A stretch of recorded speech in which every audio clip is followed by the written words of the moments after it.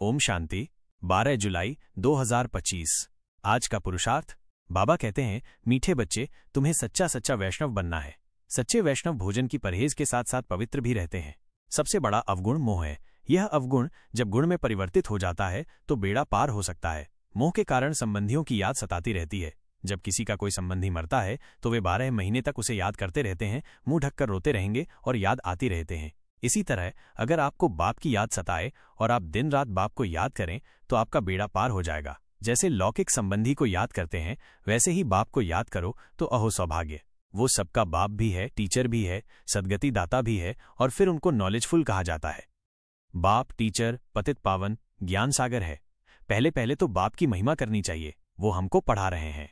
यहां बैठकर ये पक्का करो कि हमको क्या क्या समझाना है। ये अंदर धारणा होनी चाहिए। ये तो जानते हैं कि किसी को ज्यादा धारणा होती है और किसी को कम। यहां भी जो ज्ञान में ज्यादा तीखे जाते हैं उनका नाम होता है और पद भी ऊंचा होता है। परहेज भी बाबा बतलाते रहते हैं। तुम पूरे वैष्णव बनते हो। वैष्णव अर्थात जो वेजिटेरियन होते हैं, मांस मदिरा आदि नहीं खाते हैं। बाप बैठ मीठे बच्चों को समझाते हैं, कहते हैं, बच्चे सुखदाई बनो, आपस में लड़ो झगड़ो नहीं। यह भी अपवित्रता ही है, परंतु विकार में तो जाते हैं। बाकी वैष्णव बना तो क्या हुआ। वैष्णव कुल के कहलाते हैं, अर्थात प्याज आदि तमोगुणी चीजें नहीं खाते हैं। तुम बच्चे जानते हो कि तमोगुणी चीजें क्या क्या होती हैं। कोई अच्छे मनुष्य भी होते हैं जिसको रिलीजियस माइंडेड या भक्त कहा जाता है। सन्यासियों को पवित्र आत्मा कहेंगे और जो दान आदि करते हैं उनको पुण्य आत्मा कहेंगे।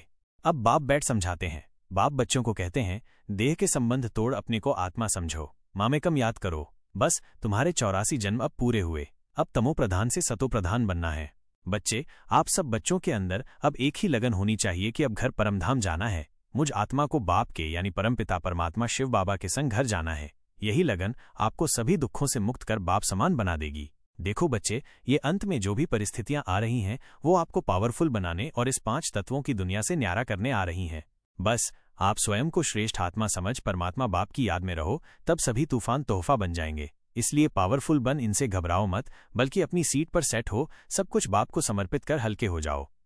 और जब भी इस तन का हिसाब किताब आए तो इस तन को भी बाप को समर्पण कर बाप की याद में बैठ जाओ, फिर जल्दी ही बाप सब परिवर्तित कर देगा। देखो बच्चे, पुराना हिसाब किताब जब चुकता होता है तो थोड़ी बहुत भोगना तो होती ही है, परंतु तब बच्चों को सब कुछ भूल जाता है और केवल बाबा ही याद रहता है। बस बच्चे, अमानत में खयानत मत करना। बाप की श्रीमत को 100% फॉलो करने का अटेंशन रखना, क्योंकि ये पुरुषार्थ सदा का है। सदा का पुरुषार्थ ही आपको दुनिया से न्यारा कर बाप का प्यारा बनाएगा। बस वो समय भी बाप की आंखों के सामने ही है और बहुत जल्दी आप भी अनुभव करोगे। अच्छा, ओम शांति।